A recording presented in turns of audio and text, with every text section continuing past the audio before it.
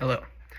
For my exam 3 on netnography, the space or the area in a social setting that I'm choosing to analyze today is the Instagram page that is for the main page of the NFL, the National Football League. The reason that I chose to do my analysis on the NFL's Instagram page was simply that I have a lot of knowledge and background in the NFL. I watch it, just about every week, and they also have a lot of content, both in terms of posts and interaction from fans and comments. So I thought it would give me a good sample to work with there. When we talk about what specifically the NFL is a brand, plain and simple. Their goal is to make as much money as possible, and the way they do that is through entertainment and viewership. At the overarching level, like I mentioned, the NFL is a brand, but there's sub-brands underneath the NFL, such as specific teams, and then even lower than that, at the individual player level. The NFL does a really good job of promoting both teams, players, and the organization itself in order to reach the most amount of people as possible. Like I said, making money is their goal, and the culture and the way that they run their Instagram page kind of go hand in hand with helping them accomplish that goal. So the first thing that I want to talk about in this case is players and the status that is provided to them. These players, these top tier athletes, they are often idolized. They're looked at by fans as these amazing, excellent people, and they have this excellent ability. They frequently have nice cars. They show up with expensive clothes. Many of them have, a beautiful trophy wife. These are all things that give them status.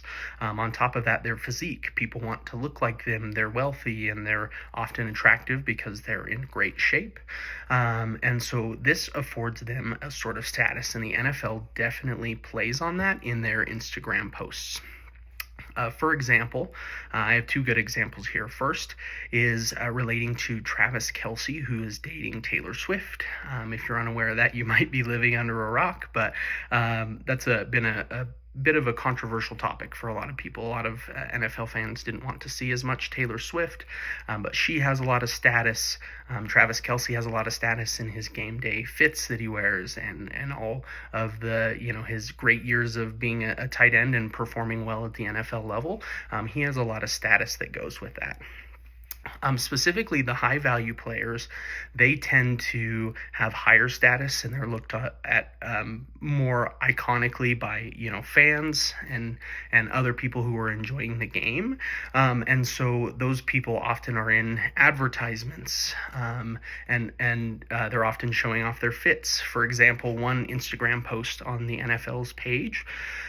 It shows game day fits. This is a pretty common thing that they do before games, especially with high profile players. They show them walking into the facility. They've got their nice clothes on or their designer bag or things like that, and it just shows the status that they have that comes from the wealth, and other promotion that the NFL does.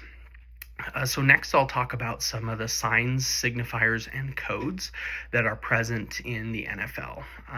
So first, whenever you're watching a game or consuming any content from the NFL's Instagram page, there's a certain vernacular that you somewhat have to be familiar with to even understand what's going on.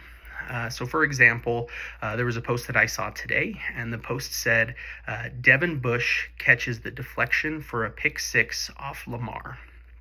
So if you knew absolutely nothing about the NFL and you saw that, you would have no idea what that is, what that means, who Devin Bush is, who Lamar is, what a pick six is. You wouldn't understand that. So to a certain extent, you would need to have an understanding, even to explicitly understand what's going on here. But now on a deeper level, for me, who watches football regularly, I know that Lamar is Lamar Jackson. Lamar Jackson's an amazing quarterback for the Baltimore Ravens.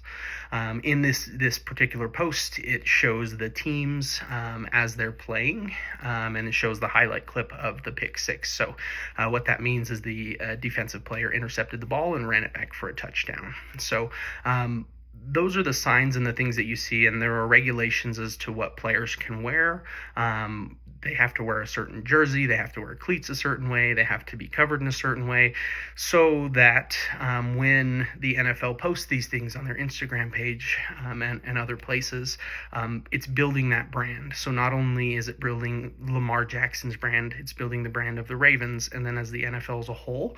And so those signs and the emotional attachment that fans have to those are a lot deeper than just the words that you see.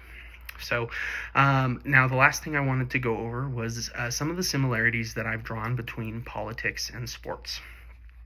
As we talked about in the one of the lectures, and especially in a lot of the content discussions as I was reading through, is that politics are often centered around entertainment.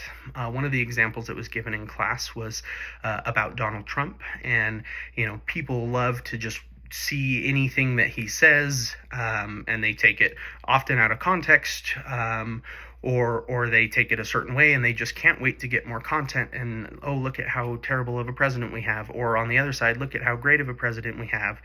And people love the drama. In a similar way with sports, people like the exciting, fast-paced plays, the crazy things that happen, and the drama that goes on every single day. And the NFL sort of uses that to increase viewership, and they show on their Instagram page the drama and the exciting stuff to attract more people. Furthermore, the NFL does a great job of selling people to you, just kind of in a similar way that politics does.